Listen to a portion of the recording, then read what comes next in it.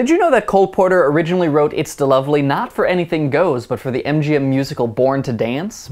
The song was never used, and Porter repurposed it for the 1936 musical Red Hot and Blue. It wasn't until the 1962 revival that Da Lovely finally made it into Anything Goes. And that's just one of the many things we're going to talk about today on B-Sides. The song Da Lovely owes much of its popularity not only to the original recording by Ethel Merman, but also to a car commercial of the late 1950s.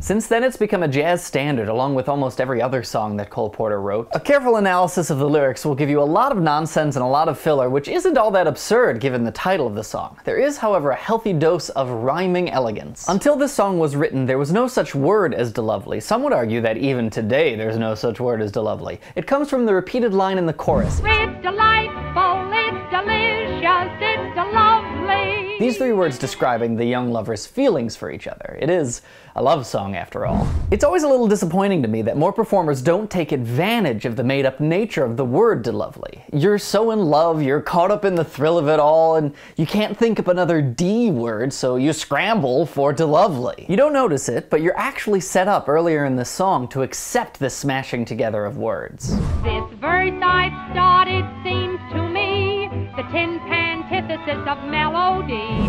Now, the jury's still out on how to exactly spell tin pantithesis, but it's certainly a smashing together of tin pan and antithesis. Tin Pan Alley was a colloquial term for a collection of popular music publishers in New York, and antithesis, antithesis, means the exact opposite. So, tin pantithesis of melody is really just awful music. That's why we're spared the pain and we skip to the refrain. Speaking of refrains, Porter takes every chance he gets to build on the Da Lovely motif, riffing on even more D words as the song continues. Delimit, deluxe, de-wonderbar, delectable, develop, derousy, dereamy, and so on. Some of them are single words, split up with D at the beginning, and some of them are a Brooklynese D instead of the, and some are just plain nonsense. As the song continues to dole out what very little plot it has, we get to this very forced rhyme. Get the sweet beat of that organ sealing our doom.